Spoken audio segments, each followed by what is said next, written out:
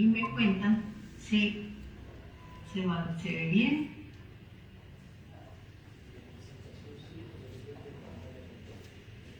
Correcto, listo. Muy bien, entonces, bueno, quería contarles que cuando yo estaba estudiando arquitectura también me llamaba mucho la atención la parte de la psicología y el comportamiento y toda esta parte de la mente humana. Y tuve pues la dicha de poder ir como estudiando las dos cosas como paralelamente.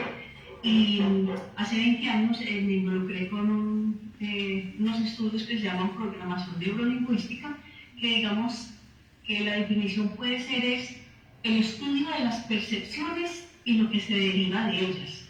O sea, todo lo que tiene que ver con los sentidos y cómo percibimos el ambiente. Y estas herramientas las utilizábamos como coach y como ayudas terapéuticas para pacientes que, digamos no pacientes, consultantes, que tienen cargas emocionales. Entonces, a través de estos sentidos, pues se puede hacer mucho trabajo psicológico, pero para mí fue una dicha poder encontrar que este conocimiento se compaginaba con la arquitectura en un área nueva que podía integrarse en los dos temas. Cómo funciona la mente, cómo percibimos los ambientes, cómo reaccionamos a estos ambientes y en el ámbito pues, del diseño. Entonces, aprovechando estos conocimientos que ahora nos da la neurociencia. Llevo 20 años pues, como coach en programación neurolingüística y he trabajado en arquitectura hospitalaria. Por cuestiones de la vida me fui llevando de la construcción, que fue como mi primer trabajo concreto, al mundo de la arquitectura hospitalaria. Y ahora pues colaboro con una empresa que está dedicada al diseño de hospitales y clínicas.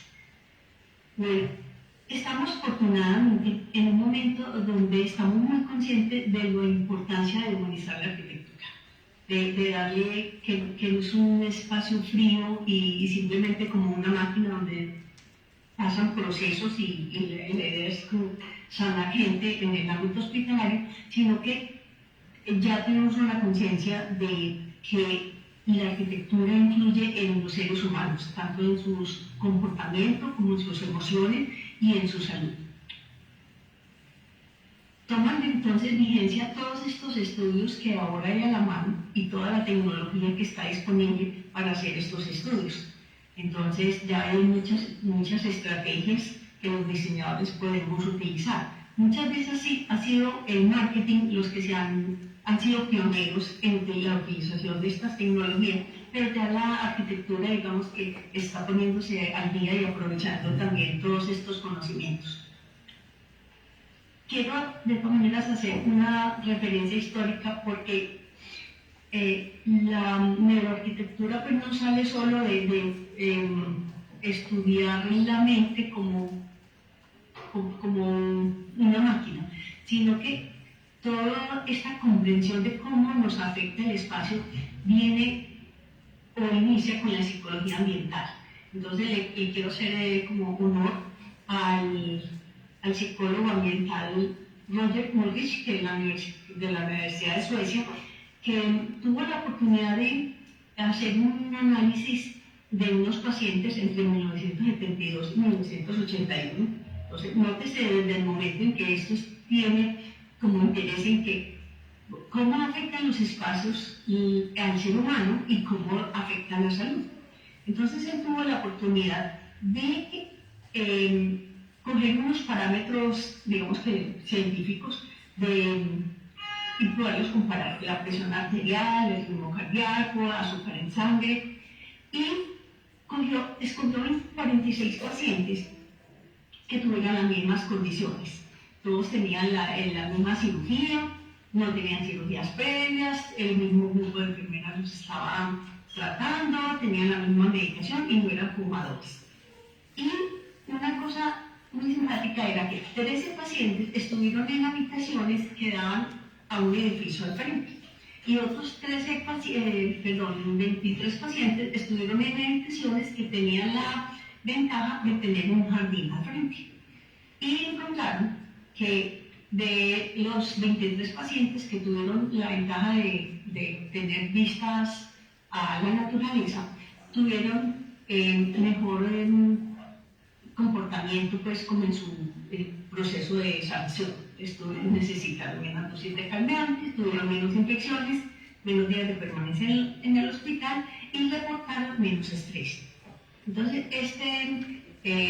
psicólogo publicó esto en la revista Science de 1984, pero digamos que no lo tomaron muy en serio porque decían que esto era una ciencia blanca, o sea, que no era medible, entonces no lo tomaron muy en cuenta.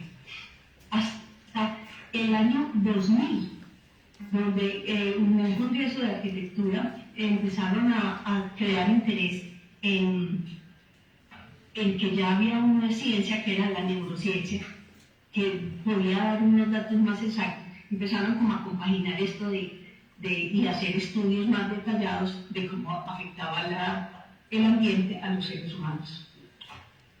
La neurociencia nos ha brindado la posibilidad de estudiar el sistema, digamos que el cuerpo humano como sistema, en cómo recibimos la información del exterior y a su vez toda esa cascada de reacciones, principalmente involuntarias o inconscientes, que tenemos al medio ambiente. Lo más obvio, por ejemplo, es el caso de cuando está haciendo mucho calor. ¿Qué nos ocurre? Pues empezamos un proceso en que el cuerpo trata de regular la temperatura y trata de acomodarse para no perder líquidos o equilibrarlos y empezamos el proceso de sudoración.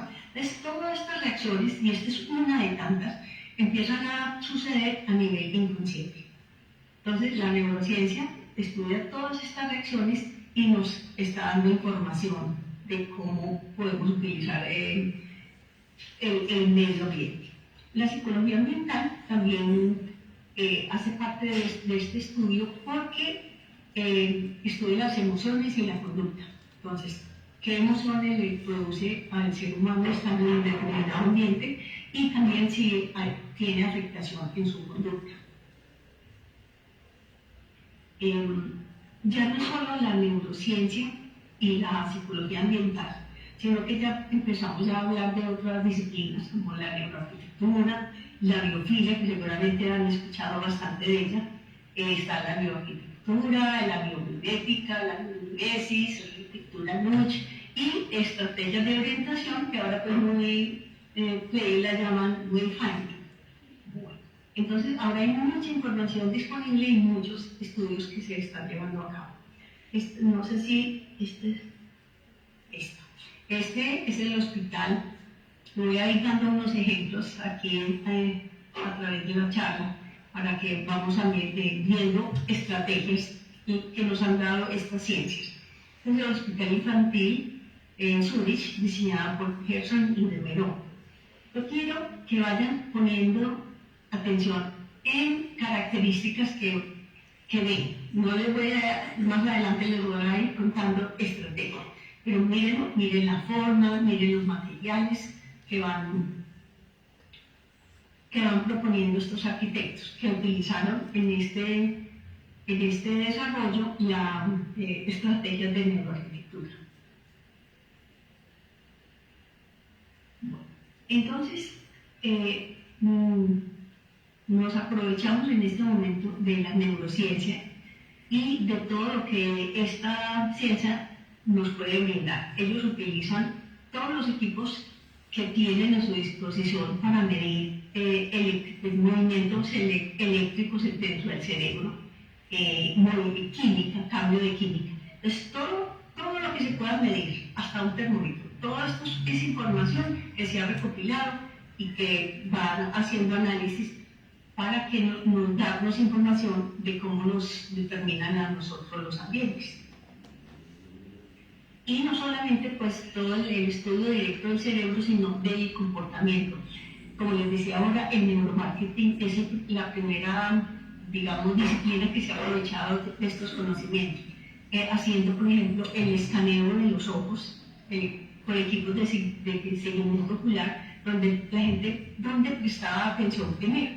Entonces, con unas cámaras y que le conectan a uno unos lentes, le van diciendo a uno, cuando yo entro a un espacio o cuando estoy mirando un aviso publicitario, qué es lo primero que me llama la atención y cómo me afecta. Entonces, hay mucha tecnología ahora con la que hacen estudios y que nos están brindando información. Biosensores, lecturas de expresión facial.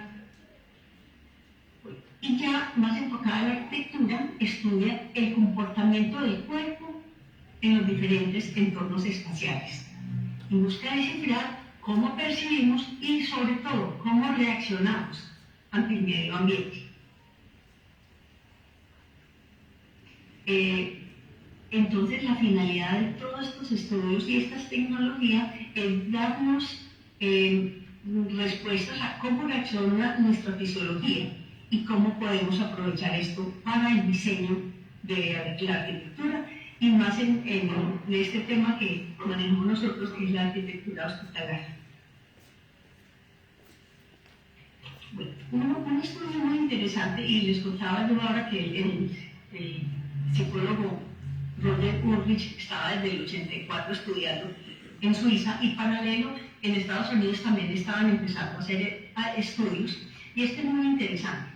Había una clínica de odontología que registró los pacientes que entraban a cirugía y tenían dos salas de espera, una que tenía un gran acuario y otra más retirada, que era una sala muy sencilla.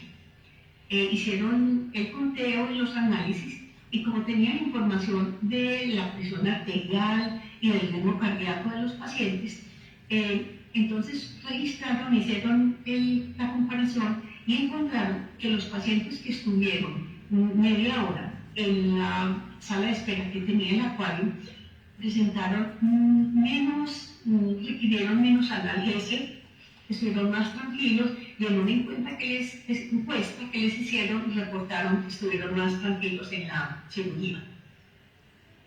Y este experimento, que ya fue un estudio diseñado con el propósito pues, de buscar unos resultados concretos, analizaba pacientes que entraban a procesos quirúrgicos y ensayaron 3 tipos de salas de espera. Una muy blanca, muy sobria, sin estímulos perceptuales, otra con imagen de vegetación y otra con vegetación real. Fue muy interesante porque encontraron que había una grandísima diferencia entre la sala que era blanca o sin estímulo y las otras dos. Los pacientes de la sala sin estímulo reportaron más inconformidad, más molestia, más dolor y más demora en la recuperación. Mientras que los pacientes de las otras dos salas presentaron resultados muy parecidos. Entonces uno se queda pensando, bueno, uno esperaría que la sala que tenía la vegetación real pues fuera más efectiva que la que solo tenía una imagen. Y sí mostraba diferencia, pero no era tan significativa como con la sala que era más blanca. ¿Y esto por qué? Porque el cerebro de todas maneras está pues como recibiendo la información, y de todas maneras, aunque era una fotografía de naturaleza, el cerebro lo procesaba como que estaba en un ambiente de vegetación, como que estaba en un ambiente parecido, así no pudiera pues como olerlo o tocar la vegetación. Entonces, aquí digamos que el asunto importante de esta ciencia de la neuroarquitectura es buscar cómo percibimos y cómo procesa nuestra mente, nuestro cerebro, la información que recibe del medio ambiente. Entonces, nuestros cuerpos están en constante alerta, no se apagan. Así estemos dormidos, el cuerpo está recibiendo información del medio ambiente y hace adaptaciones.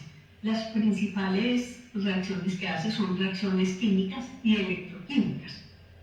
Y todas estas sustancias alteran también, pero no solamente el estado físico, o nos dan taquicardia, o nos despiertan, o nos ponen listos para correr, sino que también afectan el estado de ánimo. Entonces son 2 factores importantes, tanto a nivel físico concreto como a nivel emocional. Los efectos físicos, sobre todo, son las sustancias del cuerpo que se pueden medir. También se pueden medir los estímulos cerebrales y los signos vitales. Y en la parte emocional podemos hacer estudios, experimentos como el que le conté, que era un experimento con un objetivo determinado, y hacer muchas encuestas para ir determinando estas variables.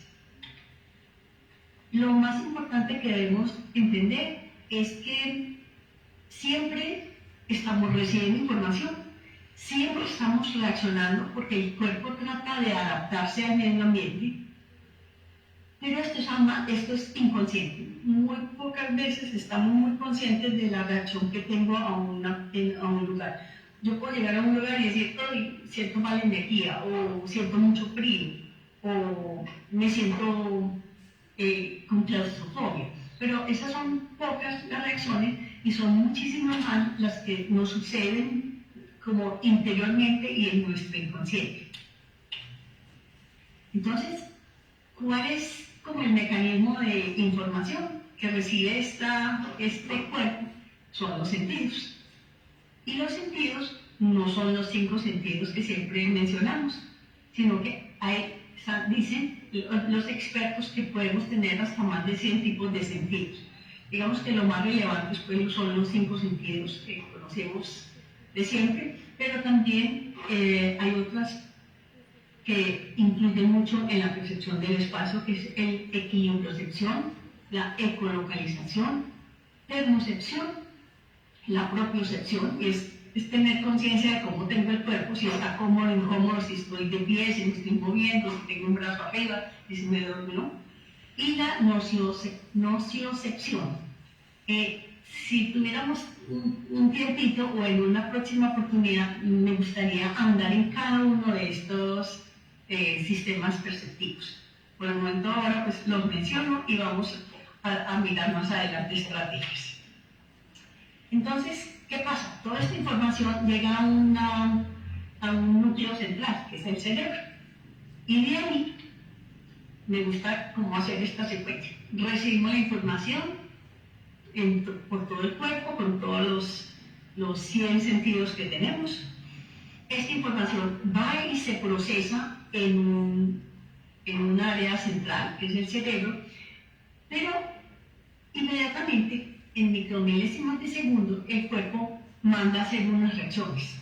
Entonces, manda a hacer unas adaptaciones, pero también lo lleva a un banco de datos. Entonces, no solamente mi cuerpo reacciona a los estímulos exteriores, sino que voy registrando y guardando información de si lo que estoy viviendo es agradable o desagradable, si es saludable, si no, si amenaza mi seguridad. El principal responsable o las vías principales que llevan esta información son el sistema nervioso central y el sistema nervioso periférico.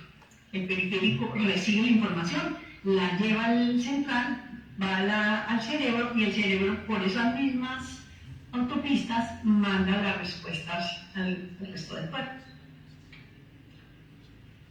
Pero es muy interesante cómo procesa el cerebro. Y aquí tenemos que pensar en cómo ha evolucionado el cerebro. Desde inicios y todo ser humano y común para toda la especie animal está el desarrollo del cerebro reptiliano.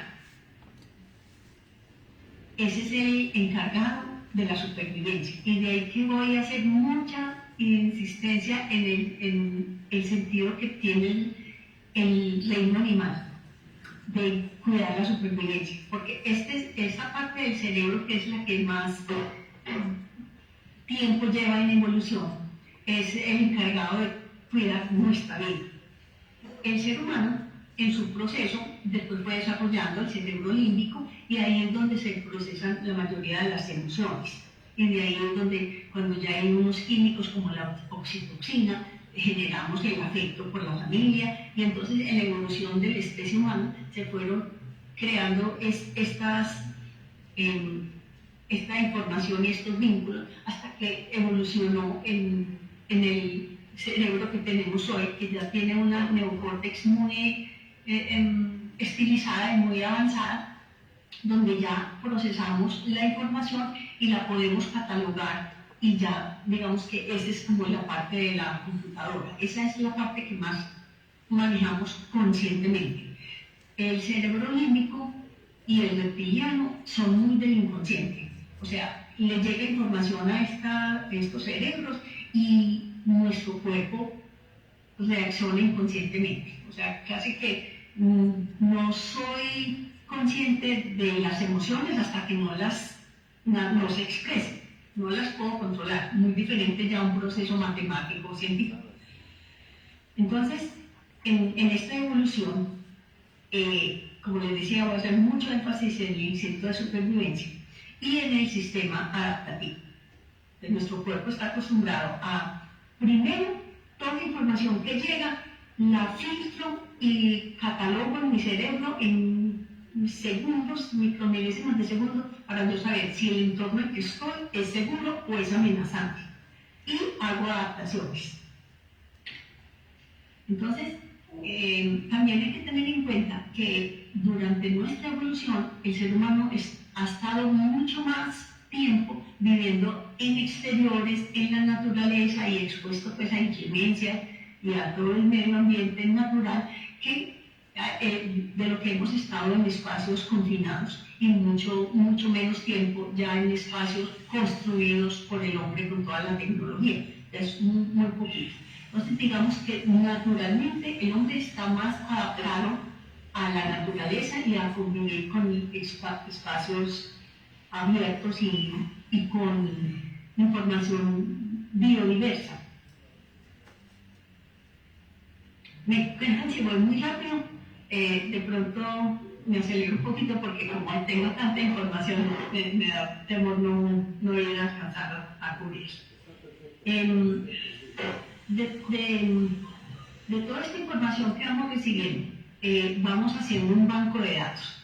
Y la principal razón para ese banco de datos es yo poder recibir información del exterior y él mismo catalogar si es amenazante o no a la supervivencia. Entonces, ese filtro se hace muy rápido y es vital para el ser humano. ¿Se acuerdan de la película de Tom Hanks? Él se tuvo que adaptar a nivel pues, para poder sobrevivir, pero sobre todo él tuvo que hacer muchos cambios a nivel inconsciente. Y esos cambios, y esta es una parte muy bonita que no se conoce mucho, es nos tenemos que adaptar. Él, por ejemplo, Tom Hanks que se hizo amigo de Wilson, del valor, porque él necesitaba entonces, adaptarse para poder vivir ahí, él necesitaba como un compañero. Entonces no tenía sino la pelota y se era compañero de Wilson. Entonces, este sistema adaptativo lo hacemos inconsciente. Entonces, este reto que él tuvo, en su mayoría lo hizo a manera inconsciente. ¿Cuál es como lo principal de esto? Es en un momento en que yo estoy en peligro, deben recordar ustedes el efecto de fight and flight, huye o ataca. Entonces, ¿qué le pasa al cuerpo? Si yo, por ejemplo, vivía en las cavernas y tenía un peligro y me tocaba o atacar o huir, ¿cierto? En ese momento, ni el hombre de las cavernas ni el hombre actual tiene tiempo de pensar cómo preparo mi cuerpo para atacar o para salir huyendo, ¿cierto? Yo debo hacer una descarga inmediata de adrenalina y de un poco de químicos para poder subirme a un árbol o salir corriendo o coger un palo y defender. Eso es inconsciente y es extremadamente rápido. Y cuando estamos en ese estado de extrema alerta, se llama que se activó el sistema simpático. Entre otras, el nombre es muy simpático. Entonces, ya sé que lo van a recordar. Y lo importante es que el cuerpo no es capaz de sostener una dosis de químicos tan alta, sobre todo de unos químicos que ponen en tensión y en estrés todo el cuerpo.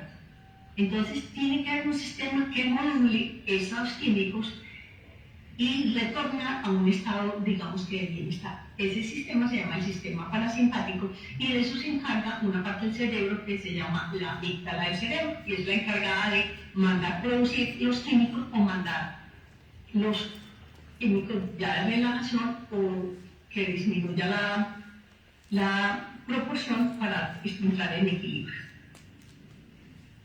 El sistema nervioso es extremadamente complejo y maravilloso porque en muy pocos minutos hace toda una adaptación para el sistema simpático.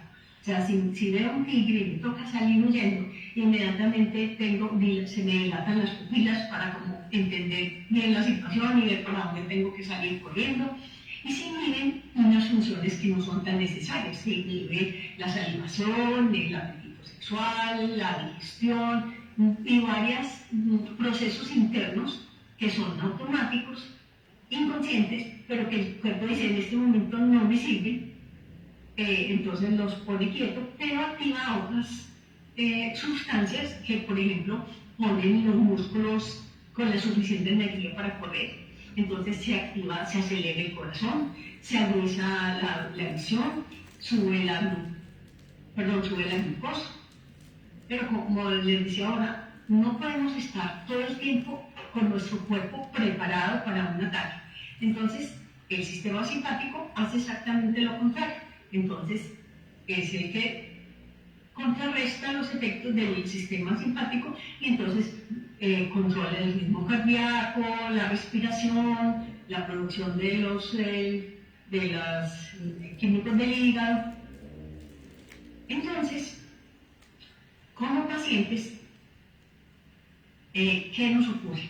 Cuando vamos a un hospital, sobre todo por ejemplo en este caso, y vamos a hablar como de los niños como pacientes, para enfocarnos en la arquitectura hospitalaria infantil, estos pacientes van, obviamente, si está enfermito, tiene amenazada la salud, y que eso quiere decir que tiene amenazado el sistema de supervivencia.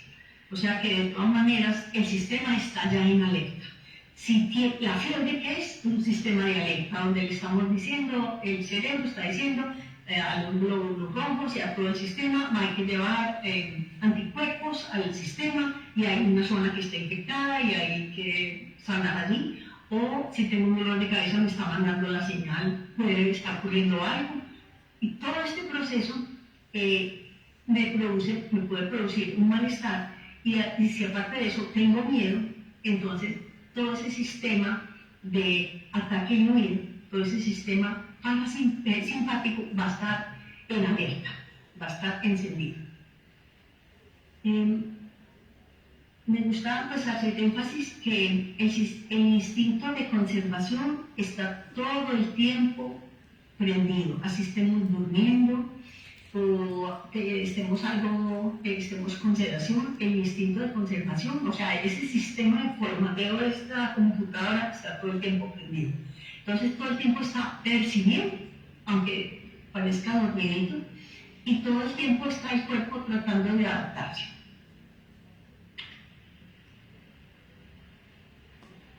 Pero puede ocurrir que la sedación y los medicamentos alteren las percepciones.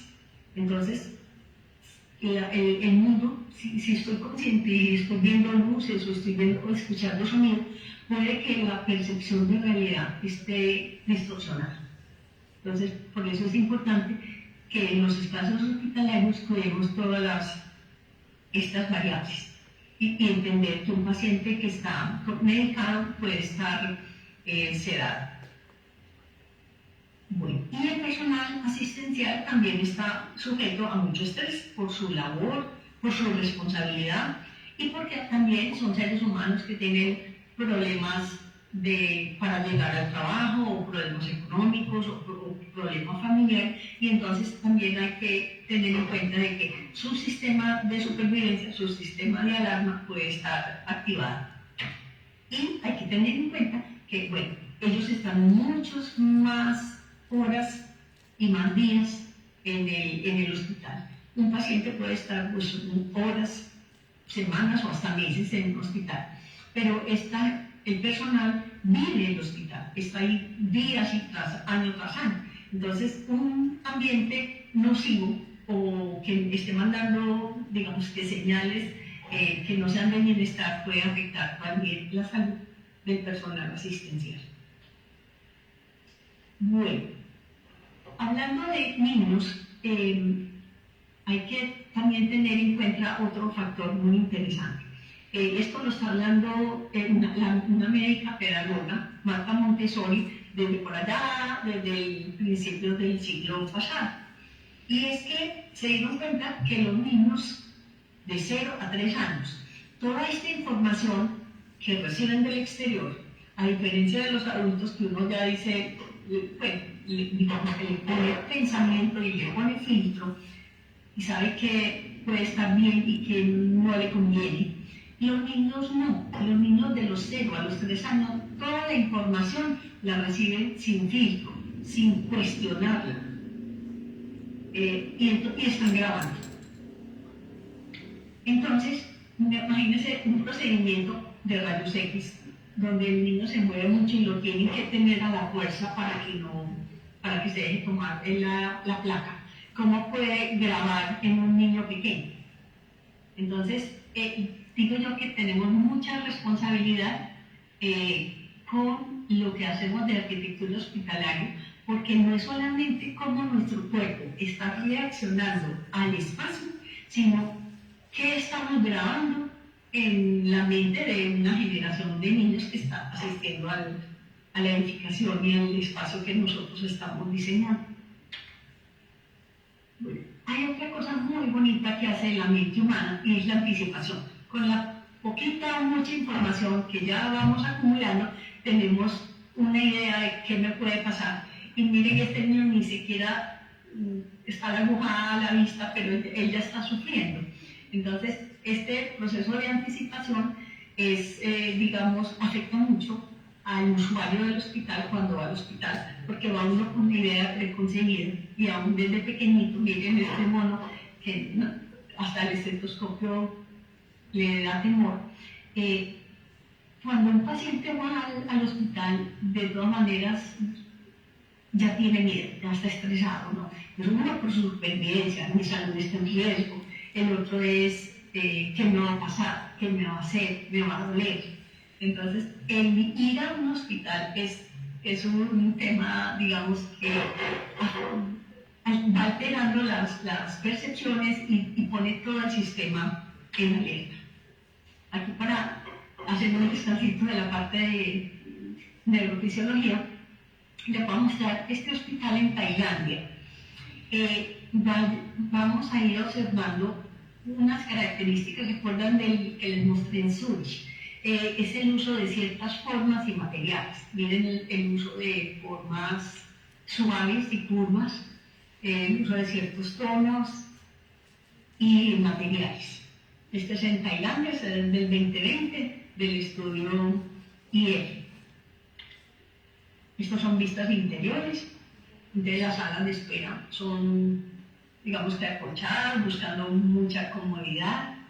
Tienen cosas a escala para los niños, porque muchas veces los hospitales para niños los diseñamos a escala para adultos. Y buscan que tengan cosas divertidas para distraerlos como de la atención y de la atención y tensión que ellos pueden traer. Miren, hasta los baños les dieron formas curvas y las habitaciones les hicieron un juego de luces en los cielos y unos animalitos. Eso es un bonito ejemplo, pues, y más muy reciente.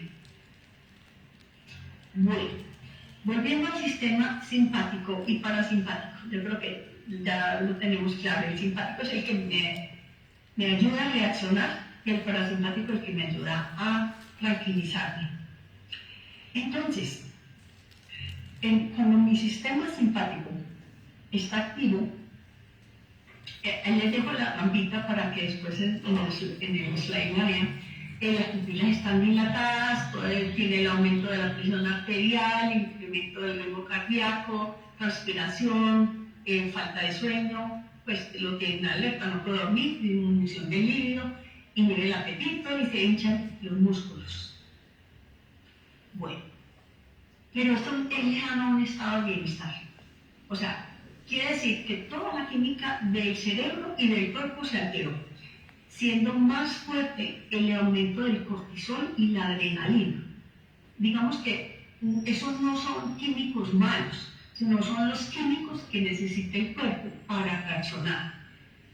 Y los otros químicos que son los agradables de sentir, que son la dopamina, cuando estoy contento, la serotonina, cuando me emociono, y la oxitocina, que es el químico, digamos, que del afecto y el amor, la noradrenalina y la endorfina también son del bienestar. Entonces, eso todo tiene que tener un balance. No puedo pensar que todo el tiempo voy a estar en euforia, que sería el estrés, ni puedo estar, mi cuerpo no es saludable estar en estrés. Entonces, nuestra intención es que el organismo o invitar que con los espacios el organismo esté en un estado de balance, de bienestar. No es extrema euforia y es evitando el estrés. ¿Por qué es que digo yo que tenemos que evitar el estrés? O sea, porque todo este químico que me hace querer salir corriendo baja el sistema inmunológico y es exactamente lo contrario a lo que yo quiero en un hospital. Si tenemos un enfermo, lo que queremos es que su sistema inmunológico esté activo para que una herida pueda ir a curarse más fácil y todo el sistema se sane. Y si tengo una cirugía, pues el médico me extrajo el pedacito que está dañado, pero es mi cuerpo y no es el médico, es el cuerpo el que tiene que venir a restaurar la célula, a volver a que la piel se sane, y entonces todo eso tiene que ver con el sistema inmunológico y por eso el peor enemigo es el estrés. Entonces, como les decía ahora, sube el cortisol y la adrenalina y baja todos los químicos que son beneficiosos a un estado de bienestar, y ahí es donde decimos que el sistema simpático está extraactivado. Entonces, ¿cuál es nuestra tarea como arquitectos y sobre todo en arquitectura normal y en arquitectura de vivienda, pero sobre todo en arquitectura hospitalaria? Es buscar que las edificaciones antes nos ayuden a que haya un buen proceso interno. Bueno, el estrés, me devuelvo aquí un poquito, baja el sistema inmune y unas celulitas que son supremamente importantes, que llaman la NKC, que son las Natural Killer Cells, o sea, las que me protegen de las amenazas externas. Bueno, de nuestra misión como arquitectos es que lo que construyamos, lo que diseñemos, invite al ser humano que lo habita a estar en balance. ¿Y cómo logramos eso? Entonces, con lo opuesto. Si el hospital invita al estrés, ¿yo qué debo buscar? Que el espacio que yo esté diseñando o ese mismo hospital tenga un sistema o un diseño que pueda invitar al sistema parasimpático a entrar en acción, o sea, a regular y hacer el balance. ¿Por qué nos interesa activar el sistema simpático? Porque obviamente activa el sistema inmune, aumenta las defensas, hace reparación celular y desinflama tejidos. Y ayuda a toda la parte de la regulación eléctrica del cerebro, controla el ritmo cardíaco, presión arterial, regula el sistema digestivo y aumenta la analgesia. Eso quiere decir que si yo aprendo cómo activar el sistema parasimpático, puedo ayudarme con la autoanalgesia. ¿Cómo hago para activar el sistema parasimpático?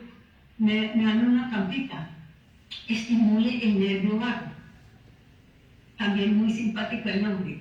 Pero este es un sistema que viene desde la base principal del cerebro y recorre y tiene conexión con los pulmones, con la parte digestiva. No sé si han escuchado muchas veces, o cuando uno tiene un examen o un momento de miedo y de tensión, que a uno le da como dolor en la boca del estómago, como que dicen que las tripas se encogen y le da a uno un malestar, porque la tensión crea esa disrupción del movimiento intestinal, y ese nervio vago es que puede, digamos, que darle, que se relajen esos músculos. Y miren hasta donde baja el nervio vago, hasta casi los esfínteres. Entonces, digamos que, hablándolo en neurofisiología, nuestra labor es ayudar a activar ese nervio vago. Aquí, esto todo son acciones involuntarias. Y como les decía, este nervio activa el hígado, vesícula biliar, páncreas, estómago. Esto es interesante que lo conozcamos, porque uno, como arquitectos, casi no conocemos nuestro cliente, y nuestro cliente pues son los seres humanos. Bueno, entonces, ¿cómo activo el sistema parasimpático? Por las mismas vías que me está llegando la información todo el tiempo, por los 5 sentidos. Por este mismo medio puedo aprovechar y encender ese circuito. ¿Cómo lo logro? Con técnicas o con espacios. Entonces, seguramente han escuchado pues, que la relajación y que la gente que hace meditación puede ser no saludable o puede hasta contrarrestar una enfermedad delicada. Y ya saben, que es por la activación de este sistema parasimpático, que a su vez va mandando información al cerebro para producir químicos y procesos electroquímicos que ayudan a la restauración celular. Entonces, aquí les voy a empezar a contar estrategias. Como el ser humano está tan acostumbrado evolutivamente a estar en contacto con la naturaleza, el principal benefactor y estimulador del nervio vago es estar en contacto con la naturaleza. Por eso es que también toma mucha relevancia la biofilia. Pero yo quiero hacer énfasis en una cosa. La biofilia no es solamente poner maticas, ¿cierto? Porque tener biofilia no es incrementar la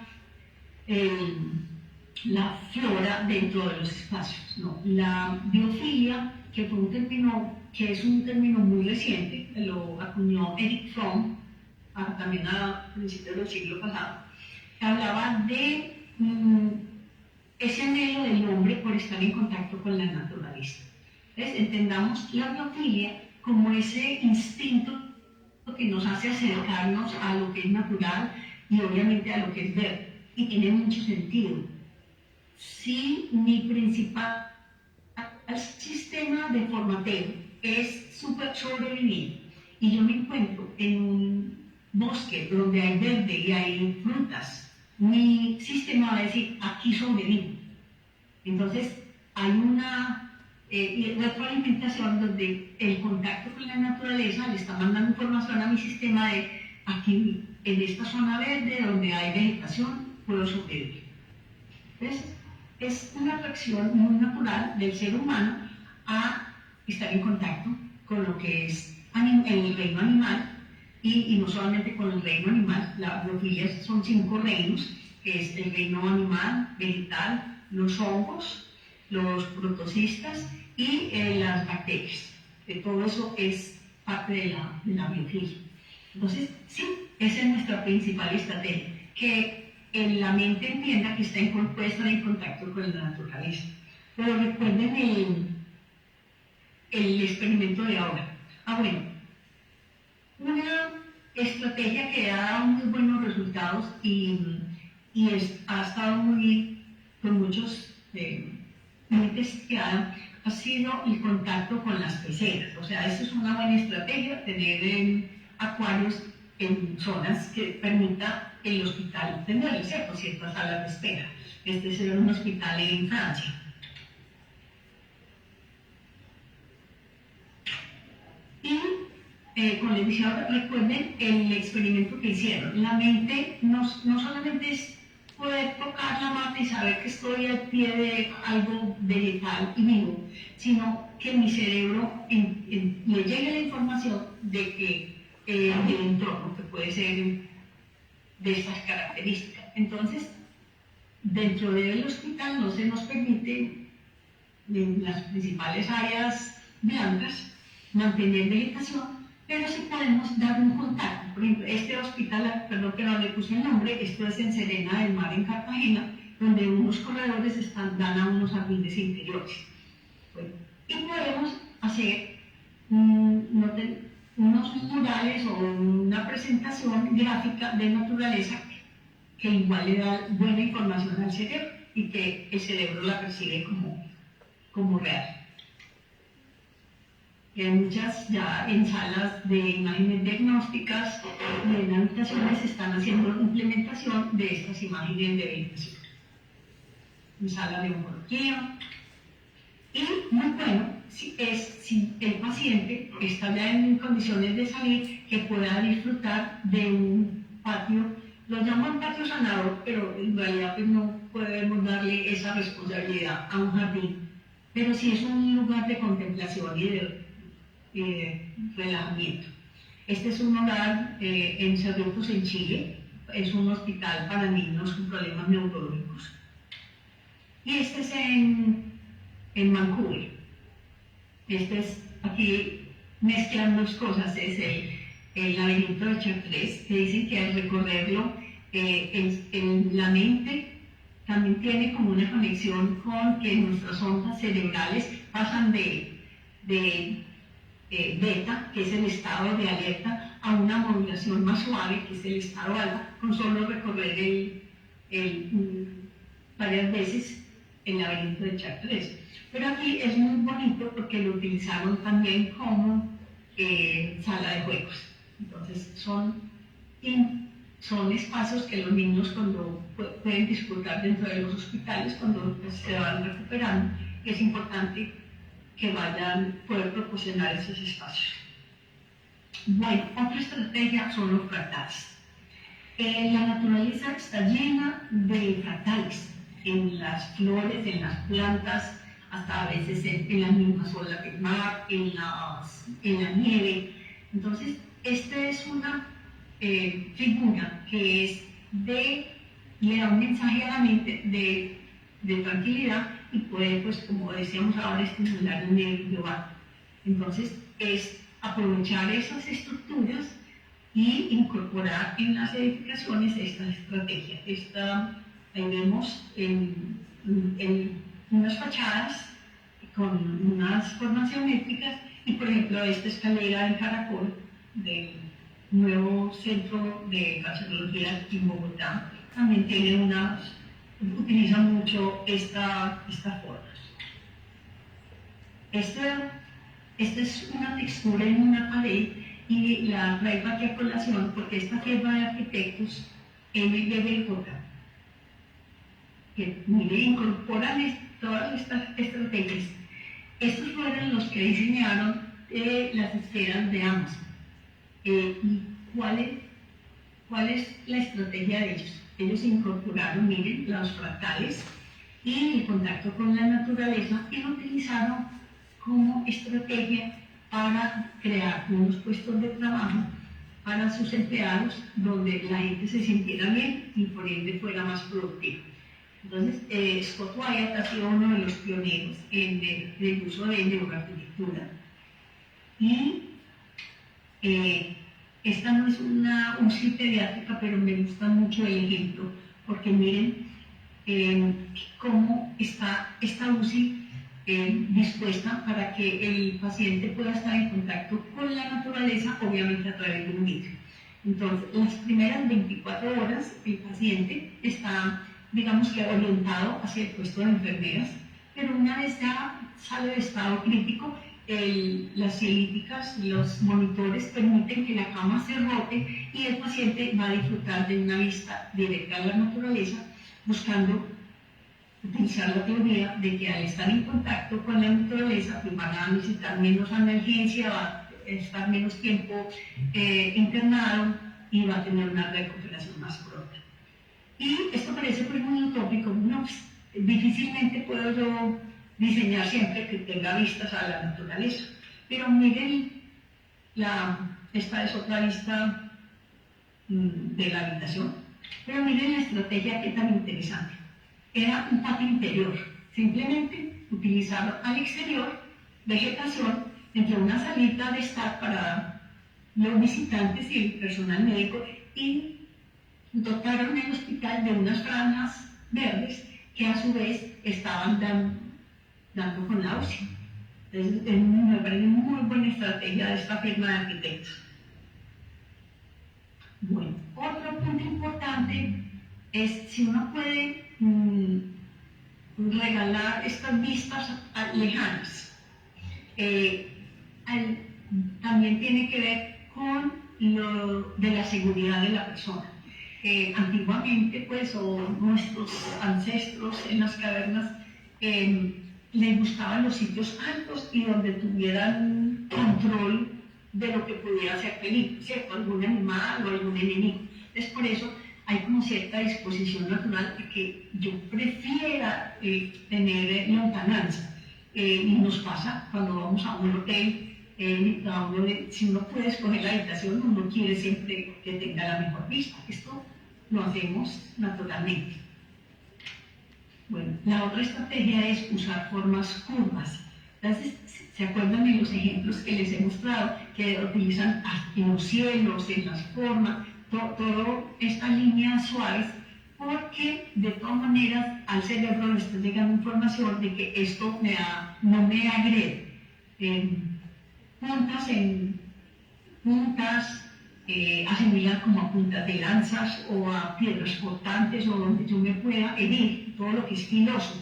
Cambio las curvas son más amables y también han demostrado en los estudios de neuroarquitectura que hay una preferencia muy grande por los espacios que tienen curvas. Aquí les dejo ejemplos de edificaciones hospitalarias que están utilizando estas formas. Utilizó dos estrategias, trató de incluir pues, como el cine en vegetación y las formas curvas. Entonces los invito a que vayan pues como captando de las estrategias que vamos compartiendo, cuando observen fotografías y ejemplos y referentes, vayan detectando estos ejemplos, inclusive pues para las fachadas. Bueno, otra cosa muy importante es el contacto con la familia. Es dotar el espacio. Por ejemplo, es importantísimo que en una UCI infantil, no solamente en la neonatal, donde la mamita va y mete la mano en el incubador, sino si un niño está en la UCI, que pueda estar en contacto con la familia, inclusive puede acostarse en la misma cama. Esto espacialmente nos reta a nosotros que tenemos que dar más espacio porque a veces la familia tiene que trabajar y necesitarían en la habitación o en la UCI mayores áreas para poder dotar de un sofá para que se acuesten o para que descansen o de un puesto para trabajar. Pero es significativo el beneficio de tener la familia cerca en un proceso de hospitalización. La otra es que el espacio me designe el de hogar. Entonces, por eso también viene de muy atrás que la imagen de madera me trae a la mente como de estoy en casa, pues digamos que mirando hacia atrás estoy en mi choza, que realmente eran de madera. Entonces, la sensación de acogida, sobre todo en material, es tener madera. Y seguramente ustedes habrán visto en muchos referentes actuales que siempre se trata de incluir la madera. Obviamente, no puede ser madera porque no la dejan, porque puede coger parásitos y puede tener en su estructura albergar bacterias, pero ahora hay disponibles muchos elementos sintéticos que tienen este símil madera y que sí nos autorizan las normas. La otra es que la gente pueda tener sus cuadros y que le lleven fotos de la familia y donde colocar cosas que sean familiares y que alejen el entorno o esa habitación donde están habitando, que lo alejen como del ámbito de una habitación blanca de hospital, sino que sea algo como símil de lo que es conocido para el niño. Bueno, la otra es el manejo del color. Y no podemos decir que hay un color que sea más benéfico que otro.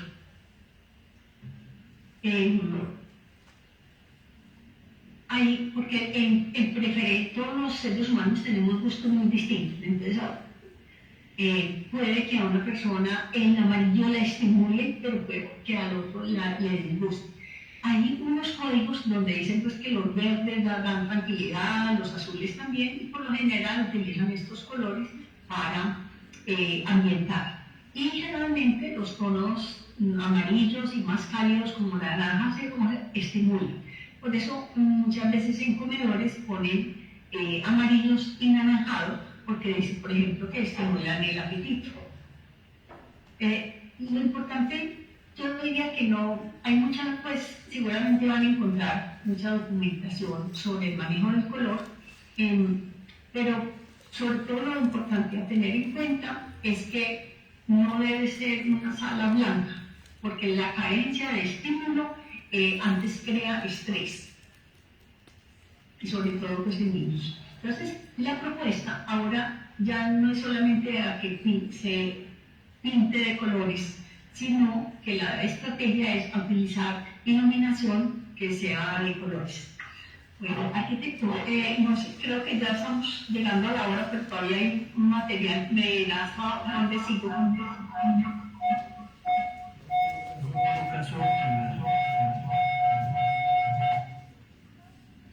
No te escuché, arquitecto.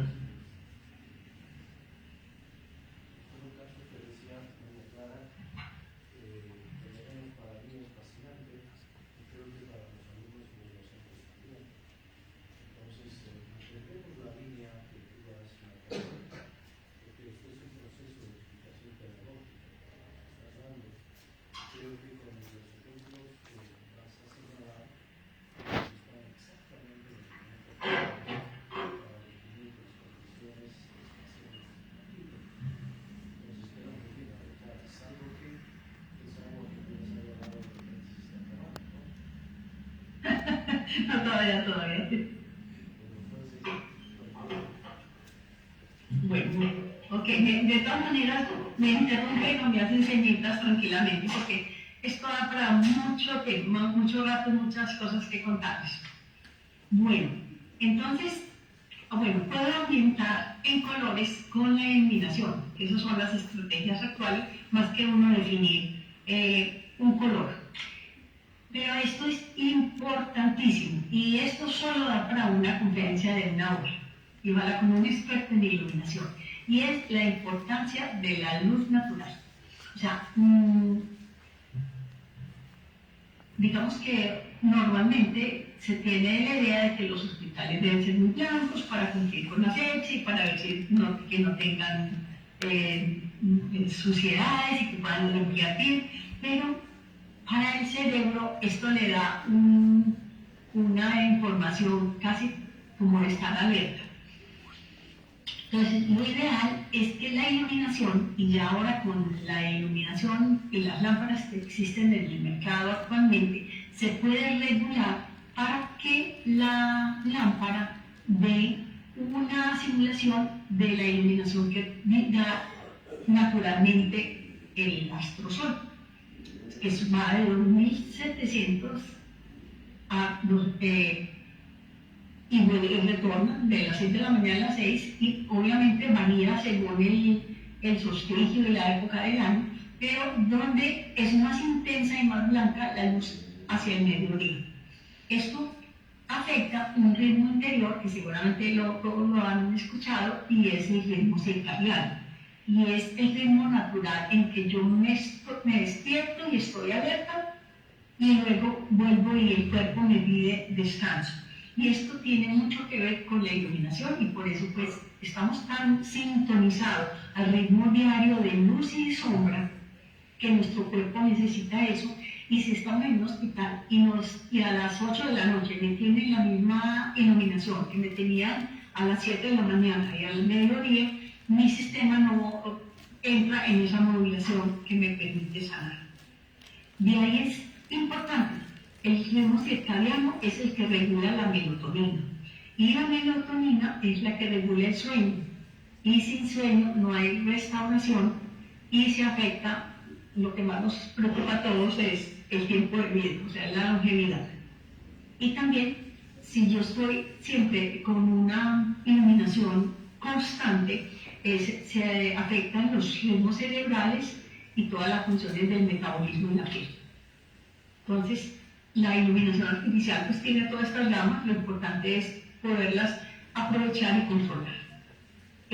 Importante, como recomendación, no utilizar, por ejemplo, las luces blancas y que están muy en nuestros celulares y en nuestros computadores hasta muy tarde, porque eso baja nuestra melatonina y luego nos va a dar más dificultad coger el ritmo de sueño o dormirnos en la noche.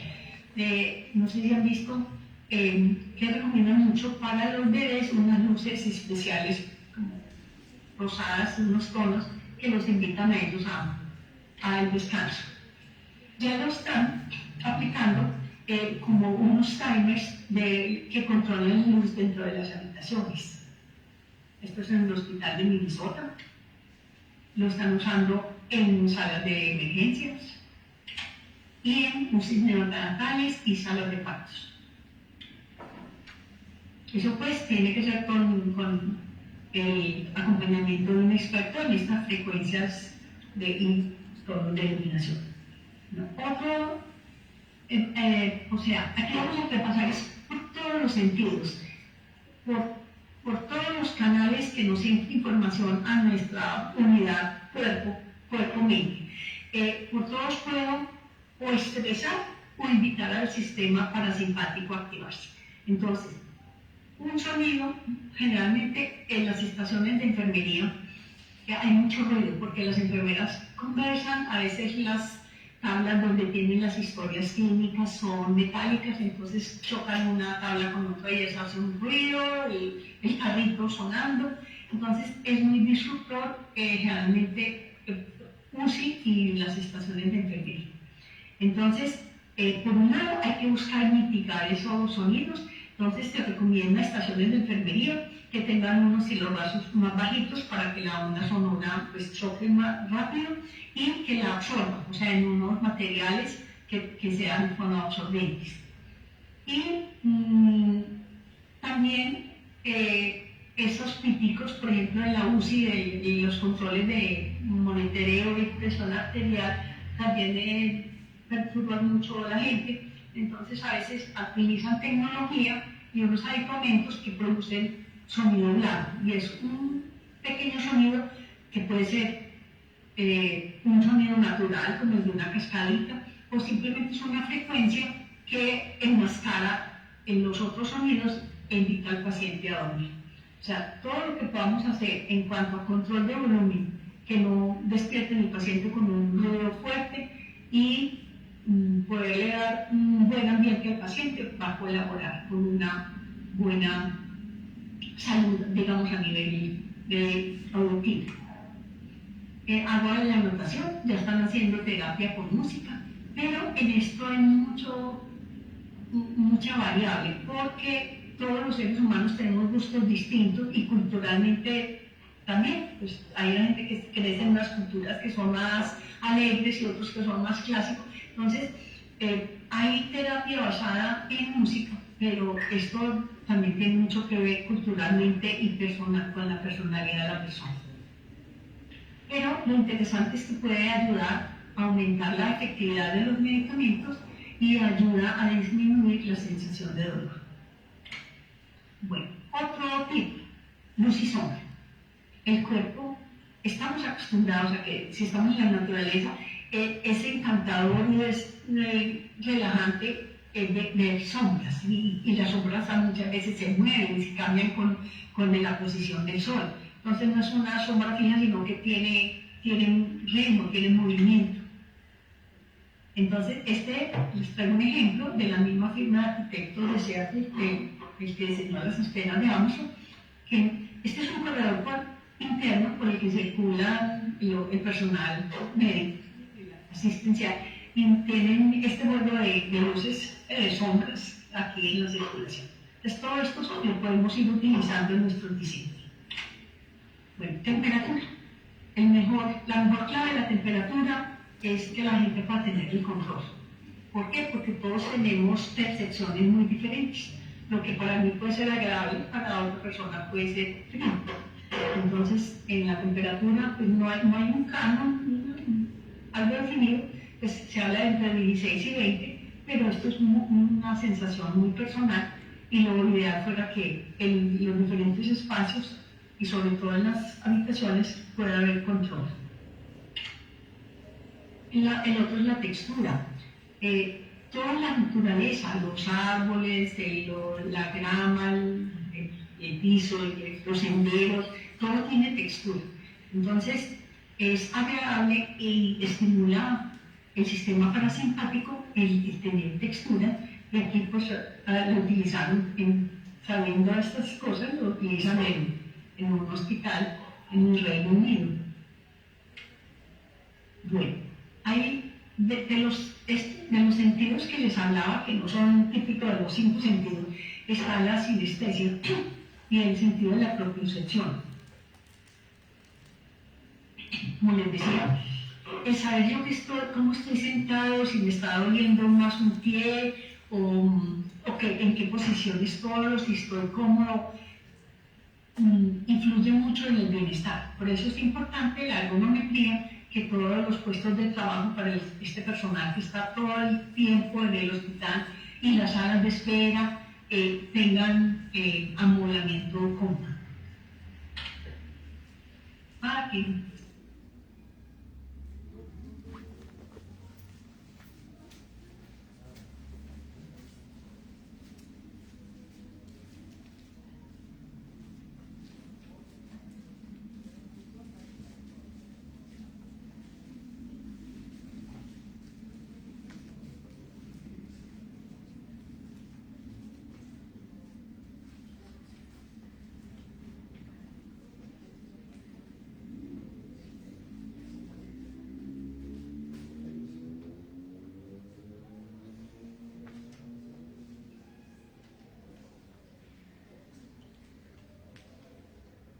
Tenemos que tener ahora con el consumo de energía.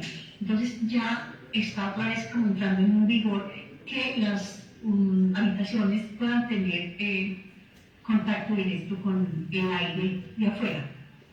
No necesariamente ya tenemos que tener todo con HVAC, con todos los sistemas de acondicionamiento y climatización, sino que lo ideal fuera que pudiéramos tener aire fresco. El cerebro también tiene como una regulación interior que dice, estoy encerrado, ¿no? Seguramente les ha pasado, cuando uno amanece y le tocó por el frío, cerró la puerta y la ventana, amanece como cansado, como que le falta el aire, y es esa necesidad como del oxígeno y de la renovación. Bueno, y también hay unas fragancias, y sobre todo las naturales, que me llevan a pensar que yo estoy en el medio ambiente exterior y que puedo estar en un medio saludable, que me invitan a que mi sistema parasimpático se active. Bueno, el olfato, les doy un dato, es la información que más rápido llega al cerebro. O sea, yo veo una información y sí, me llega en micromilésimas de segundo. Pero cuando hay un olor que me pone en peligro, esa información la procesa mucho más rápido el cerebro. Entonces hay que tener mucho cuidado en que los olores de los espacios sean adecuados. Por eso lo importante es que haya mucha renovación de aire, ojalá pues, mucho contacto y mucho aire, ventilación cruzada, y que se pueda sentir la renovación del aire. Bueno, y esta es otra cosa que está tomando gran relevancia y es el sentirme ubicado, o que me puedo ubicar, o que me pueda encontrar mi camino de regreso y no me voy a perder. Eso también era importante desde toda la evolución del hombre. Entonces, a mí me gusta llamarlo como se llama, o el sentido de la orientación. Ahora está muy de moda llamarlo wayfinding, ¿cierto? Y es la importancia de que el hospital no sea un laberinto de espacios donde la gente, casi que si va para un examen, lo tienen que llevar y luego lo tienen que sacar hasta la salida porque solo no es capaz de ir. Entonces, están trabajando mucho en estrategias y que no solamente sea un mapa o un plano en la pared, porque mucha gente no sabe interpretar el plano, sino otras estrategias para que la gente se ubique, entonces con colores o con temas, ¿cierto? Entonces en este hospital en Seattle les ponen que la montaña mágica y que el océano, y entonces ellos, los niños si van para un examen y dice, bueno, tengo que ir a un examen de rayos X y está en la zona del océano. Entonces ya tiene un referente, no solamente que es el quinto piso a la derecha, sino que van navegando de una manera más amena. Hay muchas estrategias, están aprovechando, y en hospitales tenemos esa ventaja, que el hospital hay más permiso para ambientar, porque en un hospital de adultos, digamos que la gente dice, no, lo están caricaturizando. En el infantil hay más holgura pues, para ser creativo, pero sí es importante tener como fácil identificar.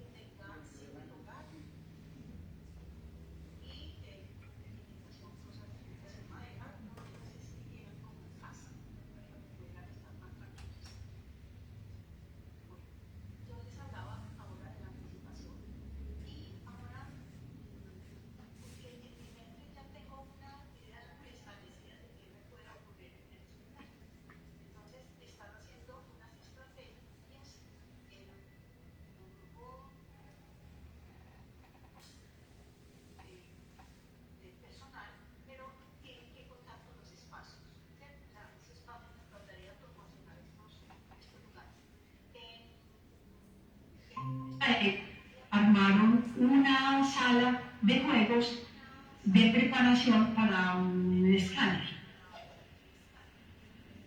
Entonces aquí juegan y el niño cuando va al examen ya no lo amenaza ese equipo tan grande y ese monstruo que los puede atemorizar, sino que ya están familiarizados con el proceso.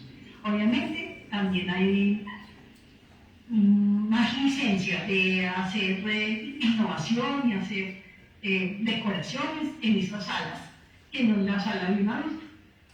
Entonces aquí hay cantidades de ejemplos de cómo ambientan estas salas de exámenes. Lo importante es que podamos ayudar a hacer este aprendizaje que es a través del juego para que los niños cuando vayan a su proceso clínico o a su examen ya estén más familiarizados y no se cree tanto temor del proceso. Y ahora con la tecnología que está a nuestra disposición hay una cosa muy interesante y son las salas conductuales. Y lo estamos dando mucho pues, en hospitales donde para recuperación de jóvenes y con casos difíciles y drogadicción. Y es que es un muchacho que tiene problemas, estar confinado como en unos hospitales o en unos espacios, una habitación que sea muy blanca, les genera más estrés. Entonces, crearon esta sala conductual donde ellos pueden interactuar, no solo les proyectan imágenes o ellos pueden escoger las imágenes y tienen como acceso al mundo exterior de una manera más versátil. Y esta sala se ganó un reconocimiento. Y lo interesante es que fue por diseño basado en la evidencia. Entonces, también hay, pues la tecnología a veces nos llega a nosotros tarde, 10 años más tarde aquí en estos países de Latinoamérica, pero hay que ir pensando en que podemos ir también preparándonos. Bueno, ¿cómo estamos de tiempo? O lo dejamos para otra invitación y hablamos de los espacios para los niños con problemas de autismo.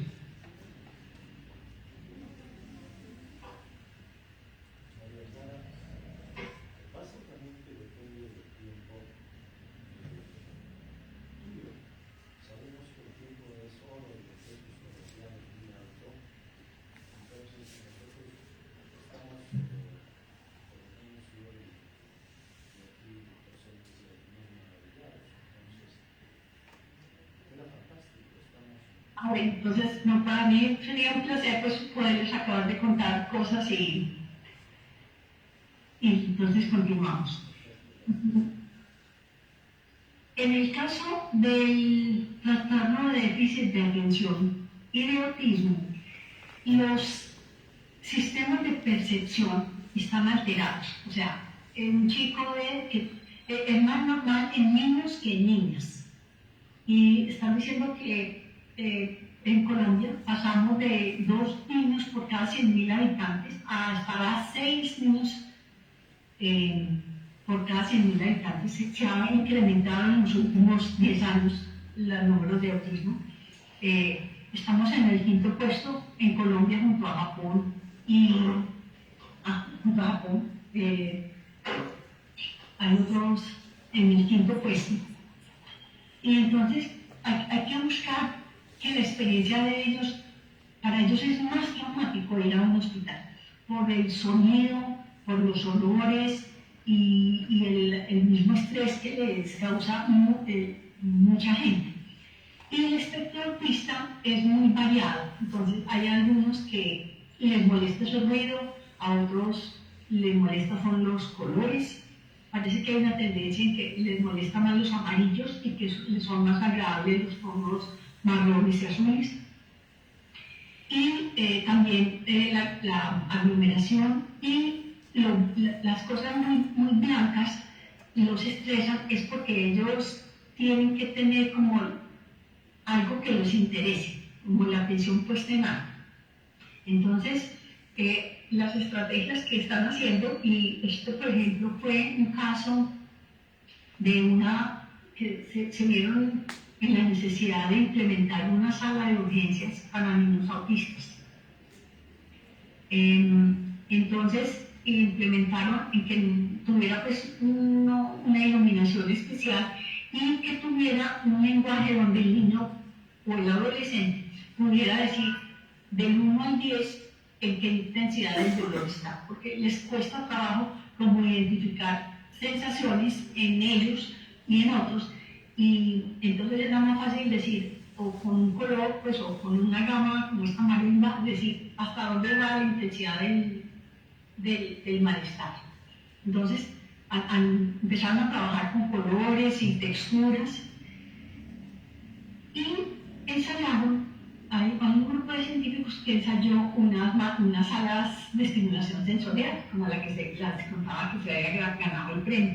Entonces, según el espectro autista en que esté el paciente, lo estimulan con una cosa o con otra, pero entonces las salas se pueden graduar en diferente tipo de luz y tienen diferente textura, y pueden graduar el volumen y pueden poner música y ruidos blancos de distintas frecuencias. Entonces, la verdad sí se ve muy divertido.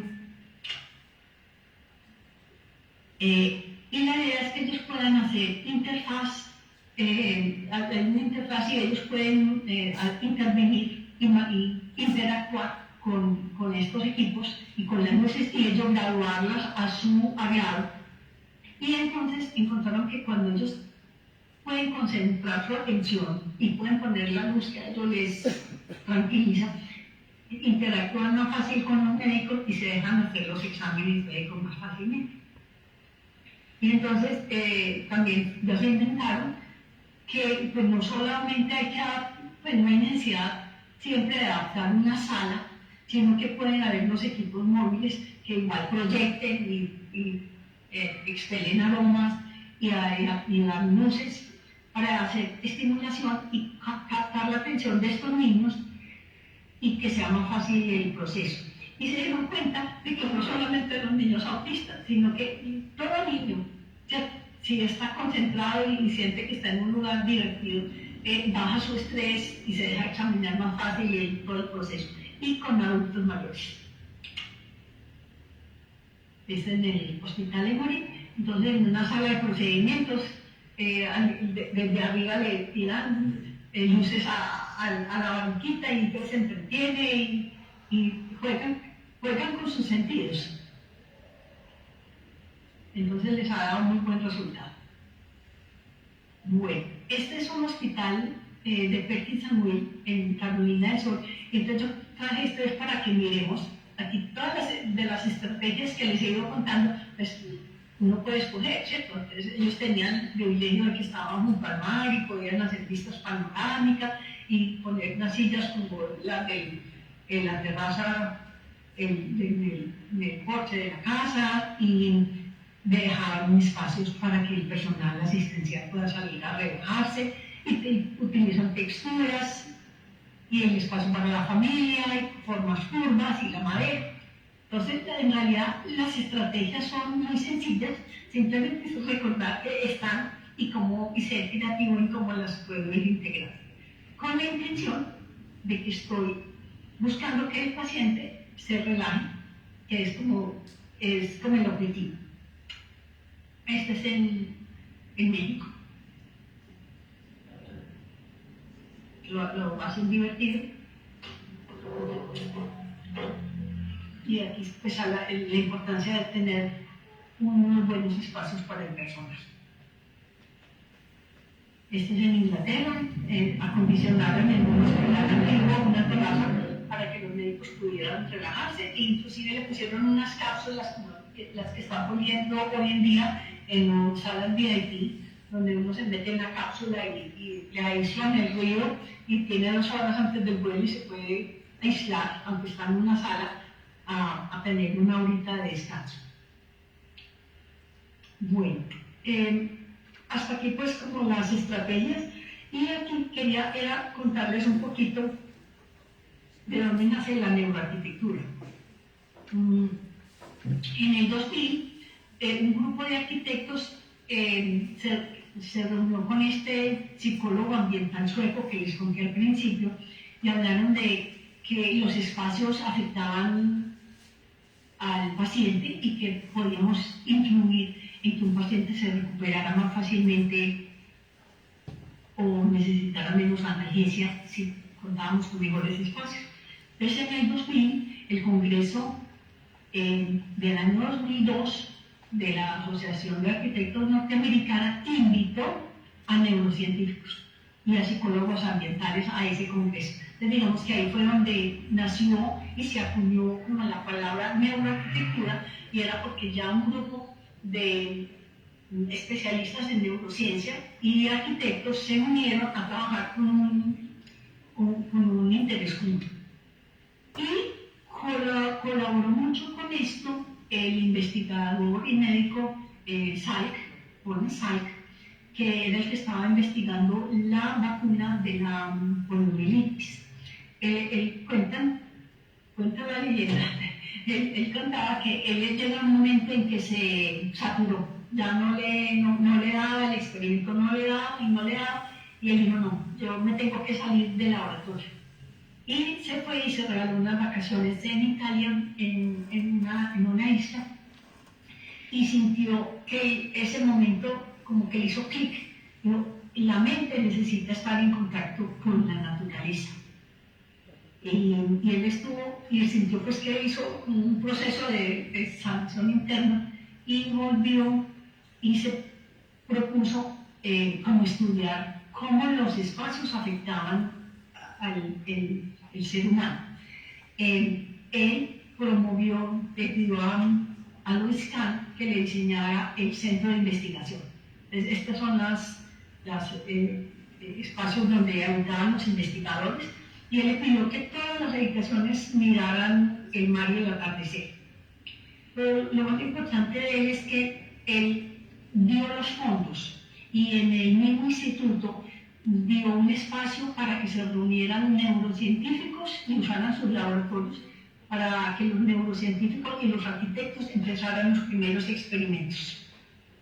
Y entonces la CEO de ese momento en el Instituto Salk, que fue Alison Whitelow, y el director de la Asociación de Arquitectos en Estados Unidos, conformaron la ANFA, que es la Academia de Neurociencia. Esta es la pionera. Ya en Europa está pues en Valencia, ya hay pues muchas asociaciones y academias, pero digamos que aquí nació esa idea de que los conocimientos neurocientíficos y los arquitectos podían trabajar de la mano para buscar que la arquitectura fuera una ayuda para el bienestar. Muchas gracias. Y por aquí otro día me invitan y hablamos de cada uno de los sentidos detalladamente, pero ya sí se hace que la dosis es muy grande para una sola sesión. Muchas gracias.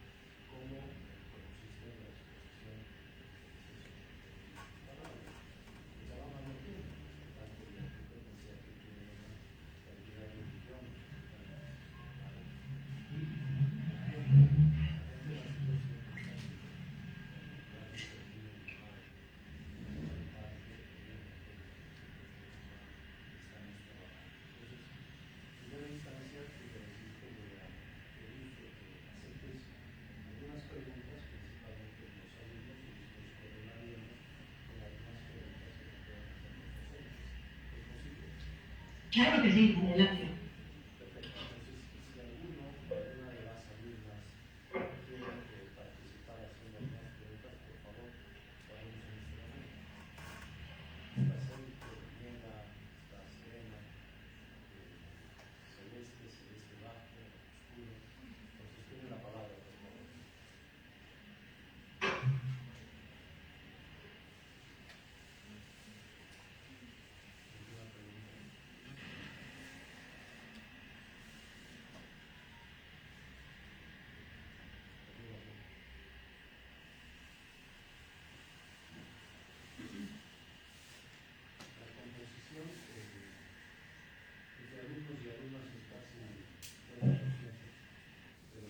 Mm.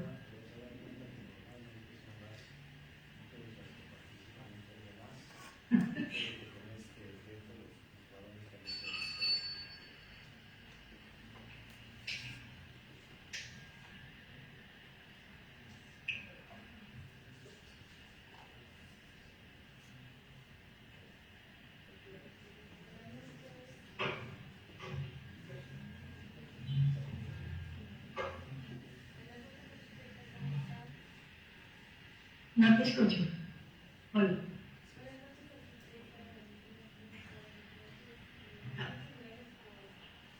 Gracias.